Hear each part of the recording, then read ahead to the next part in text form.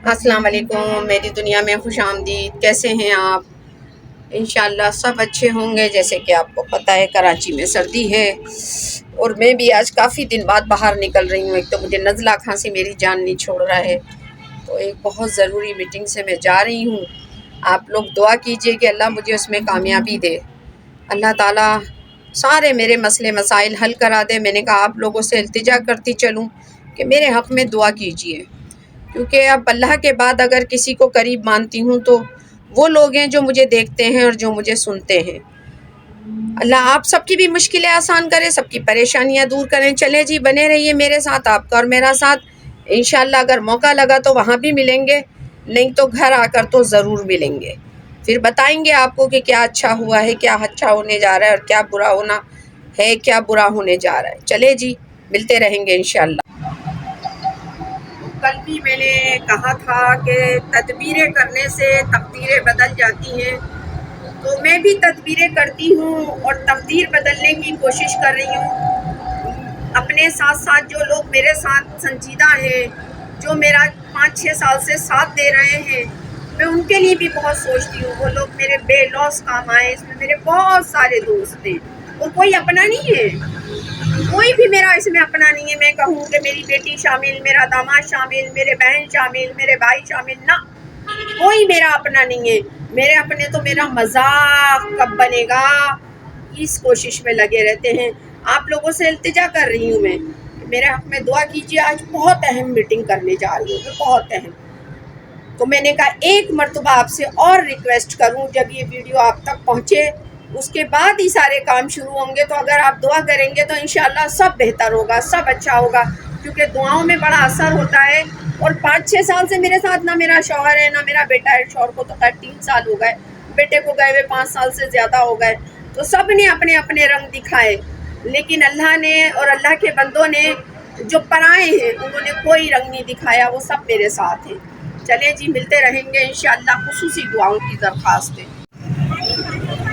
چلیں جی، میں جہاں گئی تھی وہاں سے ہو کر آ گئی ہوں، اور اللہ کی ذات سے بڑی امید ہے کہ اللہ جو کرے گا وہ بہتر ہی کرے گا۔ میں صدر میں وکیل صاحب کی آفس آئی تھی، جس سے ملاقات کی۔ اللہ پاک جو کریں گے اچھا کریں گے۔ پھر میں کہوں گی کہ دعاؤں کی درخواست ہے، بس دعاؤں میں بڑا اثر ہوتا ہے۔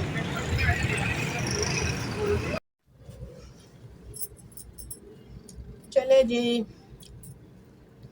آج کے دن میں گھر سے نکلی تھی بڑی اچھی سی ہوپ لے کے۔ صبح صبح کال آ گئی وکیل صاحب کی، انہوں نے بلایا، بہت اچھی بات ہوئی۔ پھر میں کہوں گی آپ میرے لیے دعا کیجئے۔ یہ میں حور کے کپڑے طے کر رہی ہوں، کافی سارے کپڑے ہو گئے تھے۔ سردیوں میں تو بچوں کے کپڑے ہو ہی جاتے ہیں، تو 2 دن سے پھیلے ہوئے تھے، تو ابھی پھر ظفر بھائی اندر کی صفائی کر رہے ہیں۔ میں نے کہا میں کپڑے بھی اتار لوں، نہیں تو دھول مٹی لگ جائے گی۔ تو فرینہ کے جیسے ہاتھ واتھ جلے ہوئے ہیں، میں اس کو کہتی ہوں بیٹی تو کپڑے وپڑے نہ دھویا کر، یہاں لے آیا کر، لیکن پھر بھی میری بچی اپنا ہر کام خود کرتی ہے۔ یہ حور کے نانا کا ٹوپا ہے۔ ہم انڈیا گئے تھے، میں خیر بائی روڈ جاتی ہوں، انڈیا جب بھی جاتی ہوں بائی روڈ جاتی ہوں، تو ہم جب بس میں بیٹھے دلی سے، تو پھر وہاں سے علی نے یہ ٹوپا لیا تھا، تو اب یہ ٹوپا حور پہنتی ہے، اور مجھے اچھا بھی لگتا ہے۔ یہ بڑا بھی ہو جاتا ہے، چھوٹا بھی ہو جاتا ہے، تو یہ حور پہنتی ہے۔ جب وہ یہاں رہتی تھی تو اے سی میں بھی میں اس کو گرم کپڑے پہنا کے سلواتی تھی، کیونکہ اے سی میں بھی سردی ہو جاتی ہے۔ تو اصل میں کوئی کسی کو سمجھ نہیں پاتا ہے، بس وقتی طور کا معاملہ ہوتا ہے۔ باقی سارے رشتے کھوکھلے ہو گئے ہیں آج کل، کسی رشتے میں نا صداقت نہیں ہے، حقیقت نہیں ہے۔ مطلب کوئی بھی رشتہ کسی کے لیے کوئی معنی ہی نہیں رکھتا ہے، کوئی کسی کو سمجھنے کی کوشش ہی نہیں کرتا، اور ہم نے حقیقی رشتے جیے ہیں۔ میں نے اپنے ارد گرد جو دیکھا، ابھی تو میرا بھی سارا ارد گرد سارا خراب ہو گیا ہے۔ میرا ایک بھائی ہے، میرا کزن ہے، فرسٹ کزن ہے، وہ کہتا ہے غیروں میں کہاں دم تھا، ہمیں اپنوں نے لوٹا، ہماری کشتی وہاں ڈوبی جہاں پانی کم تھا۔ بات بھی صحیح ہے، غیروں میں دم نہیں ہوتا کسی کو لوٹنے کا، اپنوں میں ہی دم ہوتا ہے۔ اگر میں اپنی بات کروں، میری ایک مجبوری ہے، اور وہ میرے اپنوں میں پھنسی ہوئی ہے، اور میرے اپنوں کو پتہ ہے، اور شاید میری یہ مجبوری نہ ہوتی نا تو میرے رشتے اتنے خراب نہیں ہوتے۔ اگر میری یہ مجبوری میرے اپنوں کو نہیں پتہ ہوتی تو میرے رشتے اتنے خراب نہ ہوتے، کیونکہ ان کو پتہ ہے۔ کیونکہ کچھ لوگ ایسے ہوتے ہیں وہ کسی کی دم پہ پاؤں رکھتے ہیں، مطلب کسی کی دکھتی رگ کو دبا لیتے ہیں، جیسے کہ کہنا چاہیے کہ کیا کہوں، میرے پاس تو الفاظ بھی نہیں ہیں، ورنہ میرے پاس بہت الفاظ ہیں۔ مطلب میں ظاہر ہے میں اردو اسپیکنگ ہوں، ہمارے یہاں تو کوئی بھی جملہ جو ہے بغیر مثال کے کمپلیٹ ہی نہیں ہوتا ہے۔ ابھی میں جیسے کہ بھائی کے یہاں گئی تھی، کافی دن بعد گئی تھی، تو وہاں بھی یہی بات ہو رہی تھی، پھوپھی جان آپ مثالیں بہت دیتی ہو۔ میری جو بھابھی ہے وہ بھی میری خالہ کی بیٹی ہے، تو ظاہر ہے میرے ہی خاندان سے ہے وہ، تو بات کہاں سے شروع کروں، کہاں سے ختم کروں۔ میں اپنے لیے یہ بھی کہوں گی کہ دل ناداں تجھے ہوا کیا ہے، آخر اس درد کی دوا کیا ہے۔ میں کہوں گی اس درد کی دوا کہاں ہے؟ سب کو پتہ ہے میرے درد کی دوا کہاں ہے، سب کو پتہ ہے میرے درد کی دوا کہاں ہے، اور میرے درد کی دوا کس کے پاس ہے، لیکن مجھے یہاں سے پکڑا ہوا ہے، یہاں سے میری شہرک سے مجھ کو پکڑا ہوا ہے۔ اور میں یہ دعا کرتی ہوں کہ اللہ تعالیٰ مجھے کسی کا محتاج نہ کرے، اللہ تعالیٰ مجھے کسی کے سامنے مجھے گڑ گڑانے کی نوبت نہ آنے دے، اپنے علاوہ۔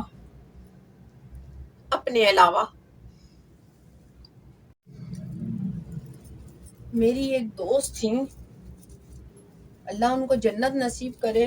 خیر میں نے بہت زیادہ اپنی زندگی میں دوستیاں نہیں کی، میری ٹوٹل زندگی میں 4-5 دوستیں رہیں پوری لائف میں، اسکول فرینڈ ہوں یا بڑے ہونے کے بعد، خیر زیادہ تر اللہ کو پیاری ہو گئی۔ تو وہ کہتی تھیں انسان غریب ہو غلیظ نہ ہو، غریب ہو غلیظ نہ ہو۔ بات صحیح ہے، غریبی غلاظت سے بھری ہوئی ہوتی ہے۔ میرا مفلسی کا دور چل رہا ہے، میں جانتی ہوں مجھ پہ کیا گزرتی ہے، اور اللہ تعالیٰ کسی کی بنا کے نہ بگاڑے۔ اگر میرے حالات معاملات جیسے کہ میں نے آپ کو بتایا، میری مجبوری میرے اپنوں کو پتہ ہے، اگر یہ مجبوری میرے ساتھ نہیں ہوتی نا، میرے رشتے اتنے خراب نہ ہوتے۔ میرے ساتھ بلیک میلنگ ہو رہی ہے،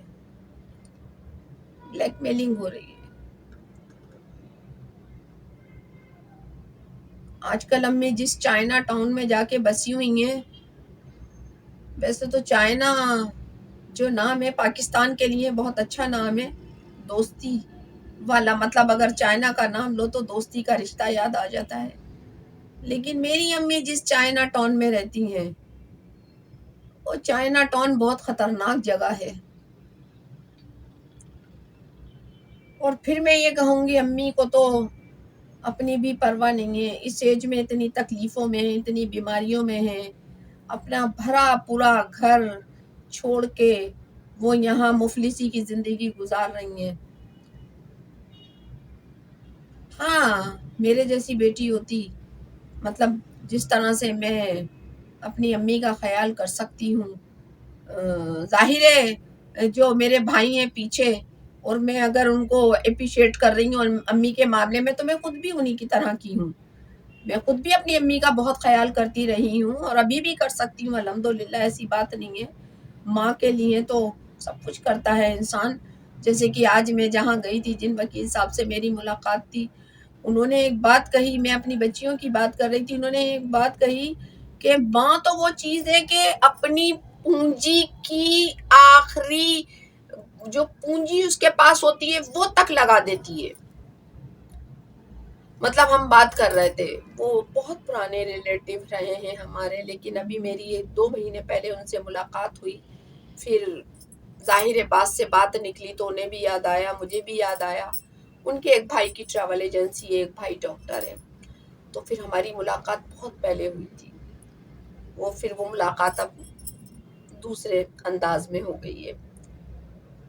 تو ماں جو ہوتی ہے نا، یہ بہت خراب چیز ہوتی ہے. میں تو اپنے آپ کو دیکھتے ہوئے یہی سوچتی ہوں، مطلب ماں، پتہ نہیں اللہ تعالیٰ نے مجھے کیوں ایسا دل دیا، مجھے کیوں ایسا درد دیا. میں تو ماں بھی بہت خراب، بہن بھی بہت خراب. میں تو ہر رشتے میں بہت خراب، بہت غریب رہی. مطلب مجھے جو ہے وہ پیار نہیں ملا. میں اتنی غریب رہی اور میں نے بھر بھر کے لٹایا، ابھی بھی لٹا رہی ہوں. میں لینے میں بہت غریب ہوں اور دینے میں بہت امیر ہوں. مطلب مجھے چیزیں ملتی نہیں ہیں. دیکھیے نا، بیٹا چلا گیا. جو پیار کرنے والے، جو حقیقی رشتے تھے، جو مجھے سمجھتے تھے، سب سے بڑی بات یہ میرا بیٹا جس کو میں نے پیدا کیا. اگر میرے پاس 400 بیٹیاں بھی ہوتی تو وہ اس پہ قربان تھی. علی بہترین دوست، بہترین شوہر، ساری کائنات ایک طرف اور یہ دونوں انسان ایک طرف. کبھی کبھی بہت سوچتی ہوں کہ یہ میرے ساتھ ہوا کیا ہے. وہ رشتے رہ گئے جو کھوکھلے، بے معنی، بے مقصد، جن کا نہ سر پتہ چلتا ہے مجھے، نہ پیر پتہ چلتا ہے. مجھے پتہ ہی نہیں چلتا کون سا رشتہ میرا ہے. بہن بھائیوں کی تو بات ہی نہ کرو، 5-7 سال ہو گئے ان سے تو علیحدہ ہوئے. کوئی رشتہ پتہ نہیں چلتا کہ میرے اپنے ہیں کہاں. ایسا نہیں ہے کہ میں ان کے بغیر مر رہی ہوں، لیکن مجھے دکھ ہوتا ہے، مجھے تکلیف ہوتی ہے. اب جیسے کہ میں نے آپ کو بتایا، میری ایک مجبوری، اور یہ مجبوری سب کو پتہ ہے. اور میں اللہ سے دعا کرتی ہوں کہ مجھے کسی کے سامنے گڑ گڑانا نہ پڑے اس کی ذات پاک کے علاوہ. اس کی ذات پاک کے علاوہ جس دن یہ دن آئے، وہ دن میری زندگی کا آخری دن ہو. وہ دن میں کسی انسان کے سامنے گڑ گڑانے جاؤں، اور کسی ایسے انسان کے سامنے جو میری مجبوری سے فائدہ اٹھائے، وہ میری زندگی کا آخری دن ہو. میرے رب سے یہ دعا ہے. آج میں نے آپ کو بتایا ہے، میرے اپنوں کو پتا ہے کہ میری کیا مجبوری ہے. میری مجبوری نہ ہوتی تو شاید میرے رشتے اتنے خراب نہ ہوتے. اور میرے رشتوں نے جب ان کو احساس ہوا ان کی کوئی مجبوری ہے، ساری چیزیں ایک طرف، انا ونا ایک طرف، چلو بھائی پہنچو نمائش پہ. ایسے بھی سیلفش لوگ ہیں. تو پھر میں یہ کہوں گی، دعاؤں میں بڑا اثر ہوتا ہے. دعاؤں میں بڑا اثر ہوتا ہے. میرے لیے ہیں لوگ دعا کرنے والے، میرے لیے ہیں سوچنے والے. میرے اپنے نہ ہو کوئی فرق نہیں پڑتا مجھے، لیکن مجھے اس پروردگار کی ذات پہ پورا بھروسہ ہے. اور شاید میں اسی وجہ سے زندہ ہوں اور اسی لیے اتنی زندہ دل ہوں. لیکن ہوں تو میں انسان. تکلیف ہو جاتی ہے تکلیف. آ جاتے ہیں آنکھ سے آنسو. میں ویسے بھی 4-5 دن سے بہت پریشان ہوں. اس دنیا میں اتنے سیلفش لوگ بھی ہیں کہ ہم تو ان کے ساتھ کچھ کریں، ہم کسی کو جتا بھی نہیں سکتے. اور اگر وہ ہمیں ایک گولی، بندی تو ہوشیار ہو جا.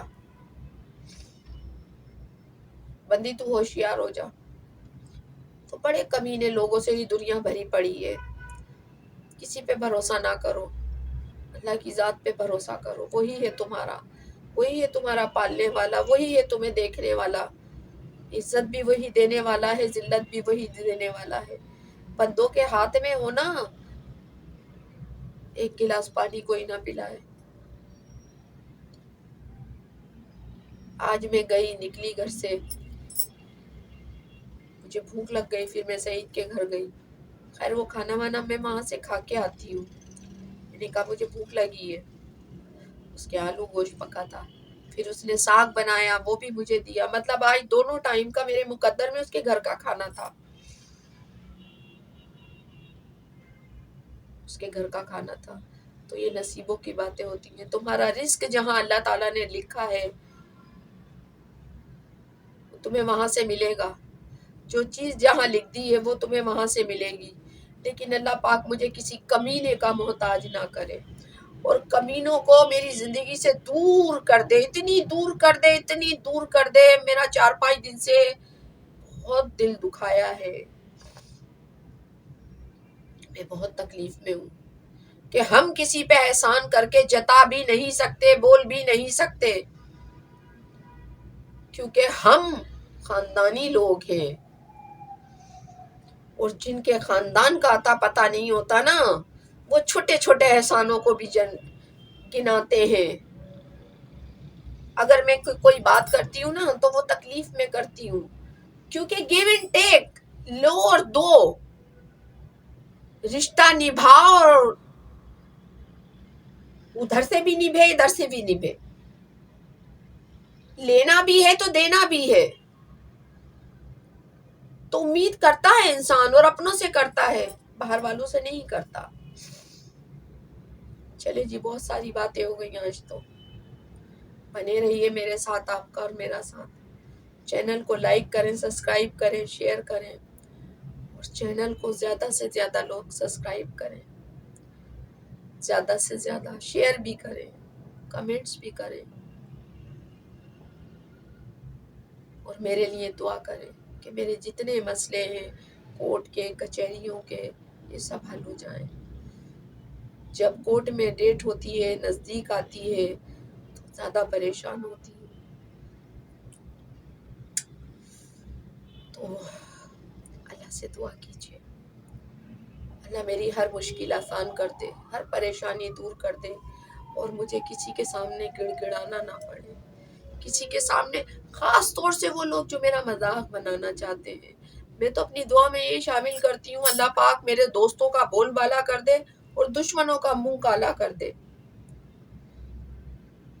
یہ بد دعا نہیں ہے. جب منہ کالا ہو جائے گا تو میرے آگے پیچھے رہے گا کون؟ میرے تو چاروں طرف دشمن ہی دشمن ہے.